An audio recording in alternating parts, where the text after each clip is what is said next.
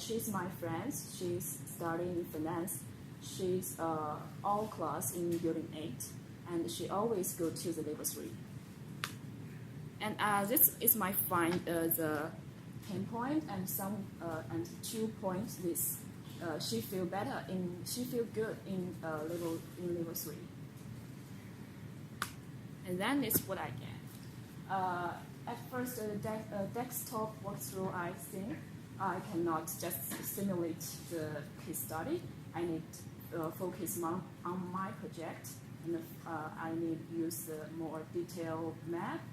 And in the interview, I think recording is very, very important. And the words in the interview, the conversation is more simple, more better. Because I'm not good at language, so I guess maybe it's easier, it's better. And for the culture mapping, I feel a little bit confusing because I really confused about what's this method meaning for. What's this method want to find? That's all. Thank you. Wow, you're a minute early. Do you want to add anything else? No. We get an additional minute of feedback. Oh, yes. Shana, you okay? Yeah.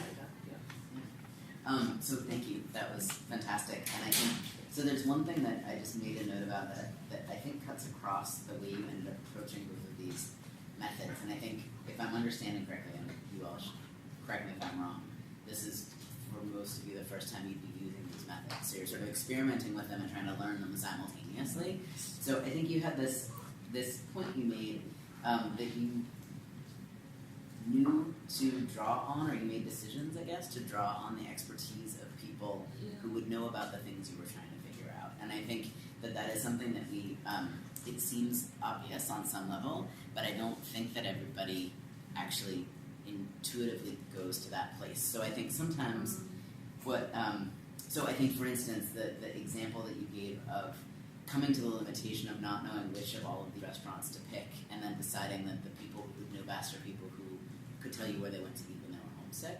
Like these kinds of observations about how people occupy a city that maybe they're new to, or maybe they're just getting to know, which is really the state that a conference goer is in, right? I think is a really sort of wise way to deploy kind of asking a question about how do I make this clearer, how do I make this more specific, how is it not just any map of food, what am I actually building in terms of culture? So I don't know exactly how Yoko talks about the method, but I do think that to me there's this idea of actually meaningfully gathering information that you're then passing on to, several hundred people, that is actually grounded in people's experience and is not just any old map of restaurants that they could get, at the airport when they're coming in. So I think to me there's something about the specificity that you sought out and the ways that you solved the problem of not knowing exactly what to draw on that was really, really smart. And then I think I saw that again in choosing people to do the desktop walkthrough of this one level of this one building, of people who knew that space, right? So part of what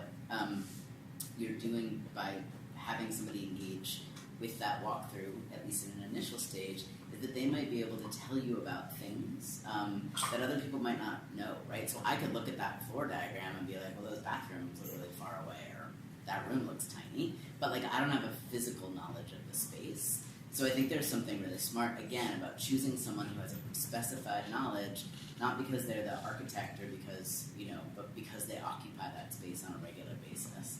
I think it'd be interesting as a second step at some point to then do the same thing with people who don't know the space at all. And maybe then it would become a physical prototype, right? As an experience prototype is what we call it in service design, where you take a bunch of people who don't know the floor, based on the knowledge you got from people who do know the floor, and then try to make them do something in this space. And then that will help you learn things, for instance, maybe your friend who knows a lot, because she spends a lot of time on that floor, knows some stuff that would not be self-evident to me if I were to walk in there. So you get to, with using these kind of methods and layers, you get to begin to pull apart what's obvious to someone who knows the space and what's not obvious to someone who doesn't know the space, which becomes, I mean, if you've ever, I imagine that you have in your lifetime gone to a space that you have to use, but you've never been there before.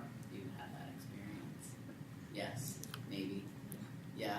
So I think there's that feeling of walking in, feeling lost, you're trying to get somewhere, you're late, you like don't know anybody, and so being able to use the knowledge of your friend who knows this building well to build out an experience for someone who doesn't know it, again, I think is a really smart way to do that. Does that make sense? Yeah. Yeah. So I'm going to stop Yeah. there. I think it's really good use of both Yeah. of those methods. It's up to 4 minutes. Ah, I used them all. Yeah. Sorry. No, it's good. You Okay. timed it. That You was- two are perfect in timing. That was great feedback, and I agree with everything Shona said. I just have to remind everybody, it's really good if you record the feedback, because often, like that was dense, great feedback that some of us, even those in proficiency in English, sometimes go, what?